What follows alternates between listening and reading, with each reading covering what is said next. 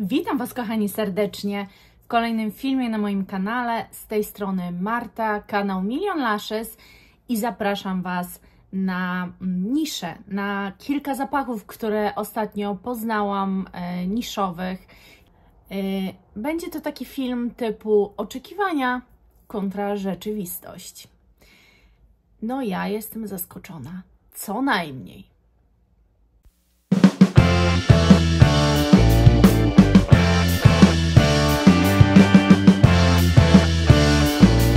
Zamówiłam kilka zapachów i wypróbowałam tym samym zapachy pewnych marek niszowych.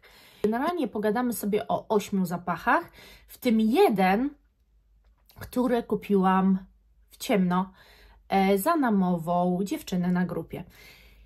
Ale zaraz o tym wszystko Wam powiem. Zaczynajmy może od marki Roja. Jakie to było rozczarowanie. Moje oczekiwania względem tej marki były ogromne. I pomyślałam, że jeżeli zacznę od czegoś, co jest znane wszystkim, na grupach facebookowych tylko o tym zapachu się mówi, taki poszukiwany i tak dalej. Wy mi pisałyście, Kamila mi pisała, że Elysium, super. No i kupiłam sobie Elysium. Elysium, Parfum, próbka. Nie mam już nic. Kamila mi bardzo dawno o nim pisała, że jest super fantastyczny, ale nie tylko Kamila, bo na tych facebookowych grupach, na których ja jestem, perfumowych, też się wszyscy zachwycają. Tylko słuchajcie, dla mnie, a jedna właśnie mi napisała, jedna z Was mi napisała pod którymś z filmów, że pod tym z przeglądem, z mówieniem o markach, którymi zaczynam być zainteresowana. I tam jedna z Was mi napisała, że Elysium Roja jest bez sensu przepłacać, bo jest to taki zapach jak Dawidowa jakiś tam. No ja tego Dawidowa nie mam, ale mam Versace Crystal Noir i dla mnie to jest właśnie Elysium. To jest 1 do 1 Versace Crystal Noir, tyle że Versace jest na mnie trwalszy. To wytrzymuje na mnie 6 godzin, to znaczy przez taki okres ja to czuję. Versace całą noc, cały dzień, non-stop, po prostu jest bardzo trwały. Nie widzę sensu płacenia tyle pieniędzy za zapach Elysium, chyba tylko po to, żeby, nie wiem, żeby mieć, gdzie mam właśnie ten Versace. Po prostu, no nie, to było takie rozczarowanie, słuchajcie. Ja się spodziewałam totalnie nowej kompozycji, czegoś odkrywczego, czegoś innowacyjnego, czegoś porywającego mnie, no bo skoro tyle ludzi mówi, że ten zapach to jest wart wszystkiego, żeby go mieć, no to człowiek myśli, no to kurczę, to trzeba. No nie, dla mnie to jest kompletnie bez sensu. Następny zapach Roja, który ja wypróbowałam, bo nie chciałam się poddawać, więc zrobiłam drugie zamówienie i znowu wypróbowałam. To jest Isola Blue i to jest nie moja bajka, bo to jest typowa nisza. Nisza nam się kojarzy tak jak arabskie perfumy, że jakieś kadzidła, że coś ostrego. I to jest po prostu taki bardzo ostry zapach, no totalnie nie w moim guście. To jest taki zapach ostrej mięty połączony z kadzidłem. No i niestety on wybrzmiewa jak te kadzidło kościelne, jak po prostu o kadzidla ksiądz podczas mszy, to taki smród się wydobywa i dla mnie to jest taki zapach. On się trochę uogadza, ale wiecie co, też Wam powiem, że ja go w ogóle nie czuję po 5 godzinach, to jest totalnie masakra.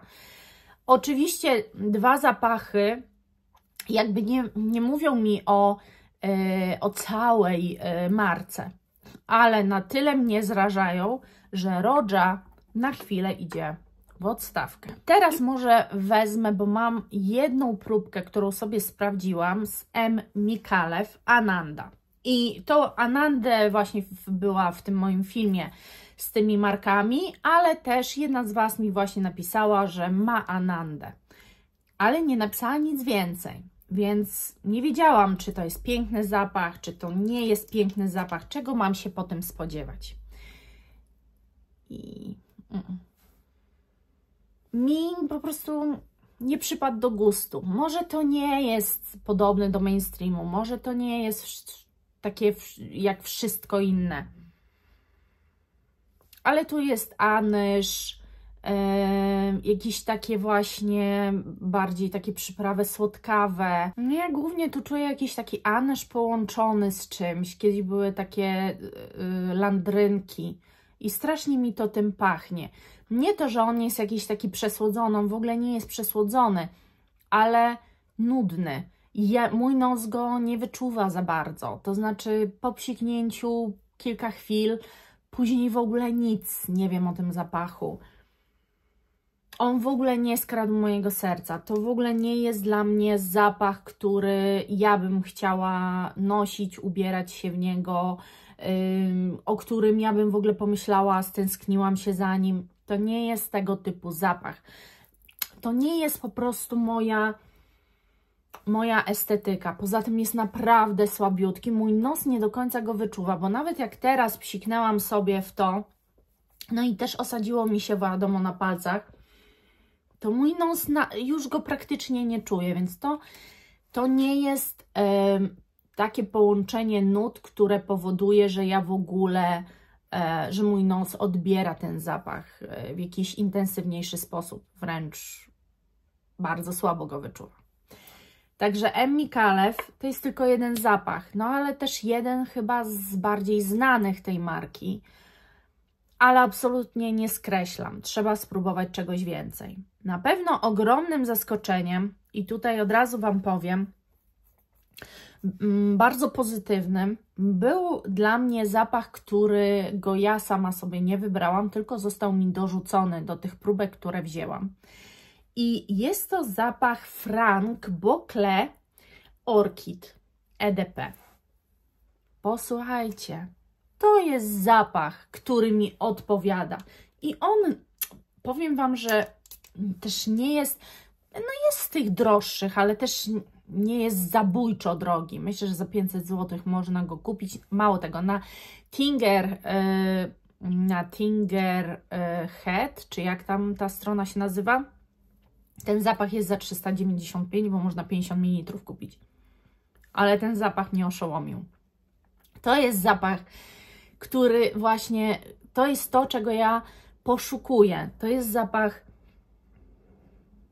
cudowny. On mi generalnie coś przypomina, tak jakbym już coś takiego słyszała w nosie, jakbym już coś takiego mi grało na moich nosowych strunach. Mogę sobie teraz przypomnieć, co to było, natomiast to jest pudrowe, to jest intensywne, to jest tak utrzymujące się, że aż po prostu szok, ale to nie jest zapach męczący.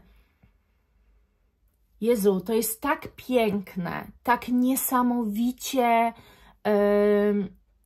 dobrze mnie ubierające. Tak jakby, wiecie co, to wręcz mógłby być zapach mój taki signature scent. Przecież signature scent można mieć chyba kilka, nie? Słuchajcie, dlaczego? Dlatego, że on właśnie ma tę swoją pudrowość, która niesie kwiat, chyba właśnie te orchidee, chociaż głowy sobie uciąć nie dam. Ale ja wyczuwam wanilię. Wyczuwam wanilię troszeczkę, już teraz wiem, w takiej postaci, jak jest w YSL Libre, ale zdecydowanie nie można tych zapachów do siebie porównać, żebyście mnie źle nie zrozumieli. Po prostu podanie wanilii jest bardzo podobne, ale tu zdecydowanie czuć kwiat. Ta wanilia tylko jakby niesie ten kwiat, daje mu taką przewodność. Niesamowita jest też ta pudrowość, bo to nie jest zwyczajna pudrowość. To jest trochę takie na pograniczu pudrowości i dymności. ale nie dymności kadzidlanej, drzewnej, jakiegoś takiego rozpalonego ogniska, nie, tylko jakby, no to jest coś, co we mnie po prostu walnęło, uderzyło i co stwierdziłam, że tak, że ten zapach robi na mnie ogromne wrażenie i od razu się właśnie zainteresowałam, zaczęłam go szukać, zobaczyłam na ten Tinger coś tam, że jest za 395, to słuchajcie, nie są jakieś ogromne pieniądze za niszową. Wręcz bym powiedziała, że to jest bardzo niska kwota. Teraz już nawet mainstream kosztuje, wiecie, w jakieś horrendalne pieniądze, nie? Ale on mi się strasznie podoba. I to jest właśnie coś, czego ja poszukuję, czyli takiego wprowadzenia mnie w inny troszeczkę świat. Ja wyczuwam oczywiście jakieś podobieństwo wanilii na przykład właśnie do mainstreamu, ale cała reszta się absolutnie nie zgadza. To nie są takie same zapachy, to nie są zapachy, które odbieramy, że nie wiem, są siostrami. Nie, on mnie prowadzi w zupełnie inną historię, która mi się bardzo podoba. Teraz przyjdziemy przez dwa zapachy Creeda, bo też poznałam najpierw ten, który wydawało mi się, że miałam wtedy, ale chyba nie wiem. W każdym razie jest to coś bardzo znanego, jest to Aventus Fohe i ja mam EDP. I słuchajcie, tego zapachu ja w ogóle nie czuję. Creed ma mocne zapachy. Ja pamiętam wtedy tę próbkę, że to było coś takiego bardzo intensywnego, mocnego, bardzo długotrwałego, coś, co bardzo mi się spodobało, tylko pamiętam, że wtedy właśnie zobaczyłam cenę tego zapachu i ten zapach kosztował chyba ponad 1000 zł, a ja wtedy nie byłam jeszcze taka szalona. Natomiast to jest taki zapach bardzo się zmieniający, każdy z nich się bardzo zmienia, one ewoluują, zanim dojdą do tego swojego zapachu, no to musi trochę czasu minąć. Więc one się absolutnie zmieniają. Natomiast to jest zapach, który teoretycznie powinien mi się spodobać, dlatego że on jest ostry bardzo na samym początku. On później się jakby delikatnie wyłagadza i zaczyna być bardzo kobiecy. Ten pierwszy rzut bym powiedziała, że jest taki męski. To jest jakaś taka połączenie drzewności, ale jakiejś takiej nie drzewa sandałowego. Drzewo sandałowe wbrew pozorom jest dosyć delikatne. Natomiast tu jest coś takiego mocniejszego, omszałego, coś zdecydowanie omszałego, coś takiego zakurzonego. Ale później on się ułogadza i mam wrażenie, że właśnie czuję jakieś białe kwiaty albo coś takiego kwiatowego z jakąś taką delikatną nutą, naprawdę nutą mydlaną, ale taką bardzo delikatną, nie na tyle, żeby jakoś mi strasznie przeszkadzała, ale tak. No i później już, kiedy one w ogóle zaczynają tak leżeć, to dla mnie to są takie słodsze kwiaty. Absolutnie nie można tego przyrównać do Bombshell Victoria's Secret, to jest naprawdę słodki kwiat, ale jest tu coś wysłodzonego odrobinę, nadal bardzo mocno kwiatowego i bardzo mocno kobiecego. One już jak tak się ułożą, to są kobiece, z tym, że one w momencie, kiedy już mają ten swój taki zapach stały, mój nos już przestaje je wyczuwać. Także one są ładne, jeżeli one na kimś będą trwałe.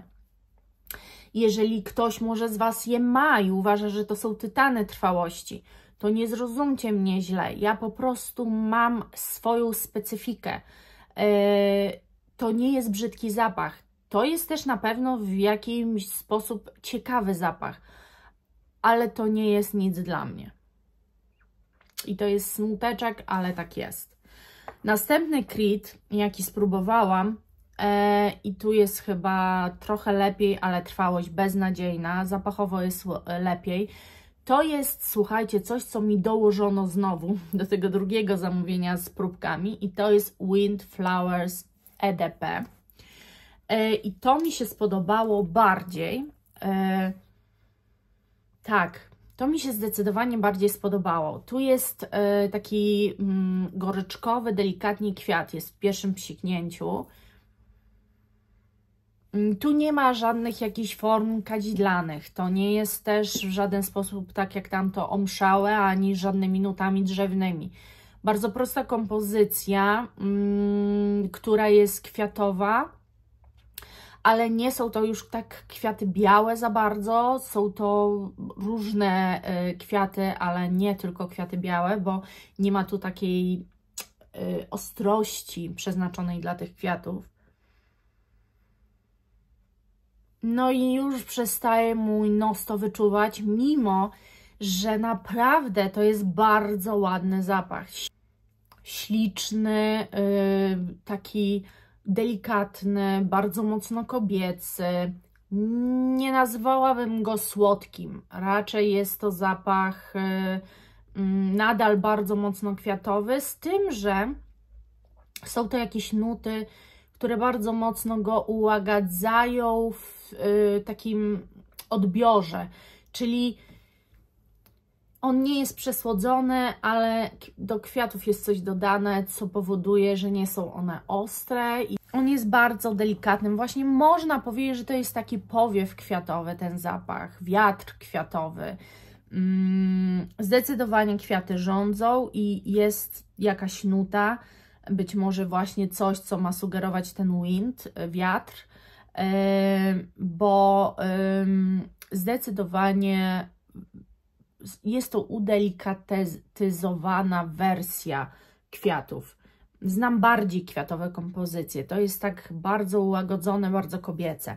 No nie porwało mnie trwałością w żaden sposób. Zapach mi się podoba, ale też nie jest na tyle wyjątkowy, żebym chciała go mieć.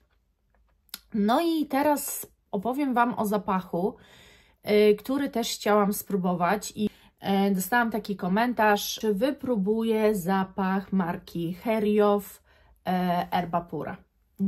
Sprawdziłam, jak się tę markę czyta, żeby sobie nie wymyślać już i nie tworzyć nowych słów, więc jestem pewna, że tę markę czyta się Heriow, więc mam ten zapach.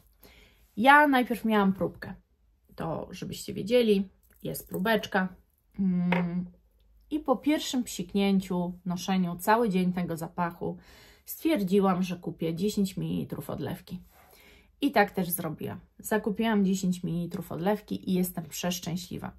Wczoraj była niedziela, wczoraj w ogóle były te nowości perfumowe właśnie, bo ja to wszystko z wyprzedzeniem nagrywam, ale Wy wiecie zresztą, jak to funkcjonuje wszystko.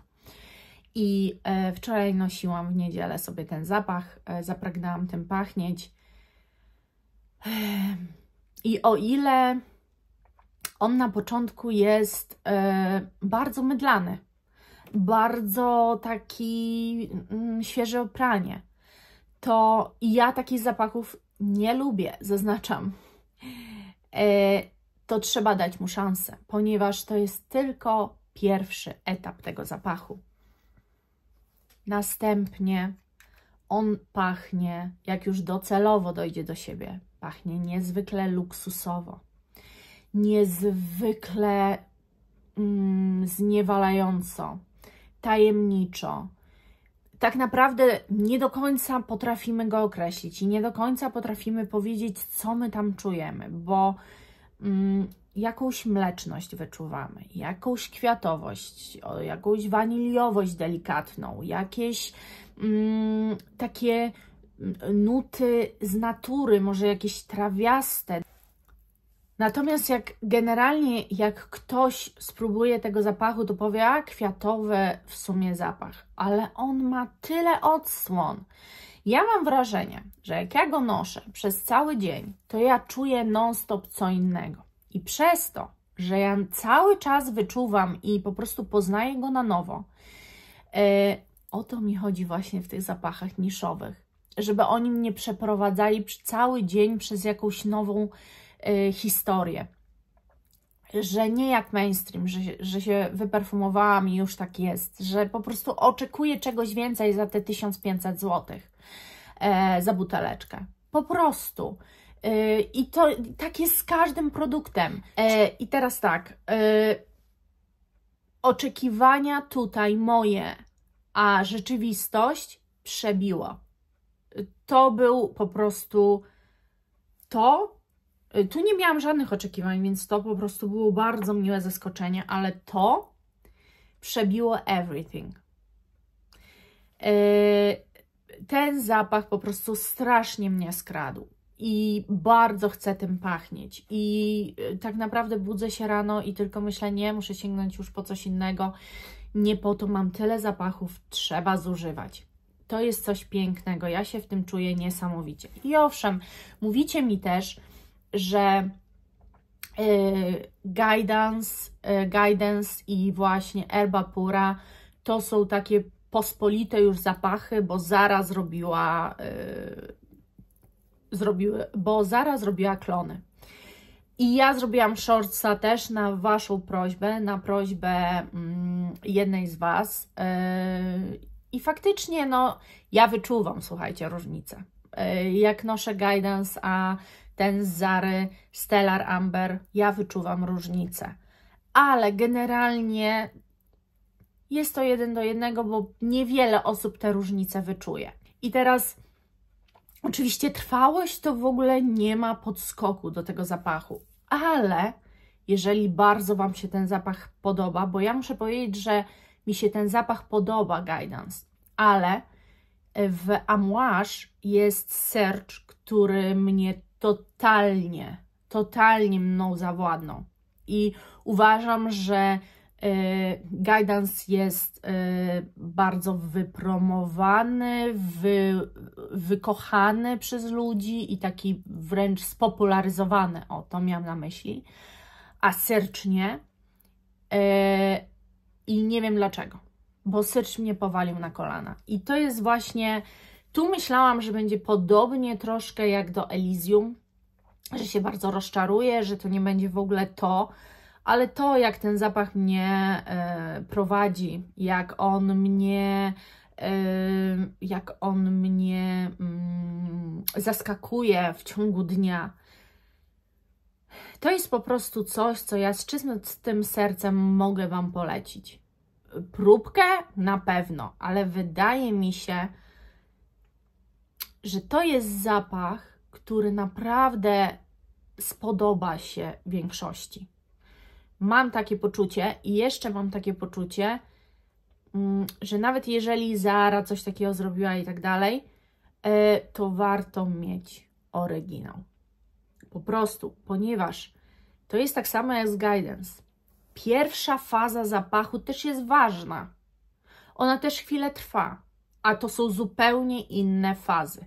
Faza w Guidance Amouage, a faza w Zara Stellar Amber totalnie inaczej się zaczynają. A ta faza w Guidance sama początkowa jest przepiękna i ona chwilę trwa. I później zapach dalej ewoluuje i się zmienia. To właśnie w nich kocham. I tak samo w tym. Także to serdecznie mogę polecić. No i ostatni zapach to jest zapach marki, którą ja już mam u siebie. To jest Marc Antoine Barrois i to jest Tilia. To jest tak, że ja nad Tilią się zastanawiałam, no bo jak już Ganymede mi się spodobał, pomyślałam, że no Tilia jest też strasznie taka popularna, więc może wezmę tę Tilię. No i się skusiłam, słuchajcie, na tę Tilię. Ja jestem zachwycona, kupiłam ją w ciemno, bez żadnej próbki, już pomyślałam, że po prostu kupię odlewkę 10 ml. W ogóle na tej grupie, na której jestem, na Facebooku, to jest taka grupa perfumowa, gdzie dzielimy się tym, co lubimy, zapach na nasz lata, różne tam piszemy sobie posty i tak dalej, dyskutujemy, ale też sprzedajemy.